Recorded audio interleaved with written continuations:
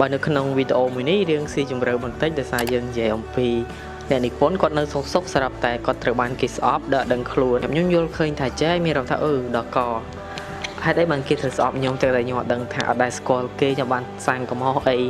ទៅលើគេផងហ្នឹងហេតុអីគេត្រូវស្អប់ខ្ញុំអញ្ចឹង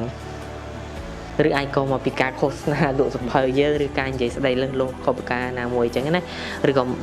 ម្យ៉ាងទៀតនិយាយថាយើងកើតសុកស្រាប់តែគេស្អប់យើងដោយអចេតនាដោយយើងក៏ធ្លាប់មានអារម្មណ៍ចឹងដែរពេលខ្លះយើងមានអារម្មណ៍ថាអត់ចូលចិត្តម្នាក់ហ្នឹងតែគាត់ថាយើងមិនដែលទៅសរសេរវាផាយអញ្ចឹងណាប៉ុន្តែឥឡូវវាមានដល់ចំណុចមួយទៀតគឺក្នុងវិស័យនិពន្ធហ្នឹងអត់ចូលចិត្តអ្នកនិពន្ធណាអញ្ចឹងទៅបង្កើត profile คล้ายៗ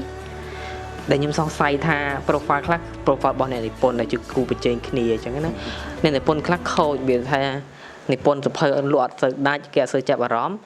ទៅជាคล้ายជាមនុស្សថ្មីមួយទៀតដើម្បីអុកឡុកវិស័យហ្នឹងអញ្ចឹងណាតែប៉ុន្តែនៅក្នុងវីដេអូនេះក៏ចង់និយាយផ្ញើសារទៅកាន់អ្នកនិពន្ធដែលគាត់មានផ្នត់គំនិតក៏ដូចជាបានធ្វើទាំងវើទាំងអស់ហ្នឹងអញ្ចឹងណាគាត់ខ្ញុំនៅក្នុងវិស័យហ្នឹង10ឆ្នាំជាងខ្ញុំដឹងអញ្ចឹងបងប្អូនគ្នាខ្ញុំនិយាយប្រាប់ទាំងអស់ប្រាប់ហ្មងគឺខ្ញុំធ្លាប់មានអ្នកនិពន្ធជាច្រើនអ្នកដែលគាត់ fake profile ហើយគាត់ add មកខ្ញុំហើយគាត់ធ្វើជា fan ខ្ញុំអញ្ចឹងណាក្រោយមកទៀត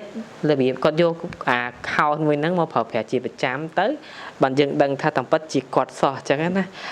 ទាំងអស់គ្នាត្រូវយល់ចំណុចហ្នឹងថាជាតាមពិត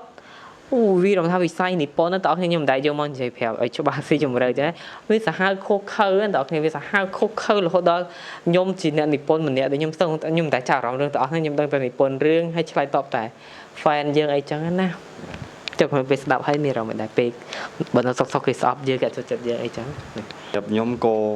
បើសិនជាខ្ញុំអង្គុយសុកខ្ញុំគេស្អប់ហើយខ្ញុំខ្លាចជាអ្នកនិពន្ធថ្មីនិយាយទៅទាំងដែលយើងក៏កើតមកវាមាន fan តិចតួចហើយវាថាមានអ្នកចំនួនធំមួយចំនួនធំអីចឹងទៅគាត់ស្អប់អីចឹងវាថាទាំងដែលគាត់អត់ដឹងអត់បានអានពីស្នាដៃយើងអត់និយាយទៅគាត់អត់តាន់បានអានអត់តាន់បានអីគាត់វាតម្លៃហើយគាត់គិតចាប់ផ្ដើមថា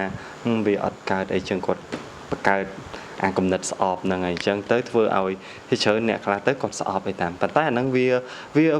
មិនមែនជាបញ្ហាសម្រាប់ខ្ញុំទេគឺបញ្ហាទៅលើអ្នកទាំងអស់គ្នាទេអ្នកទាំងអស់គ្នាព្រោះខ្ញុំវាអត់បានធ្វើអីអ្នកទាំងអស់គ្នាទេព្រោះ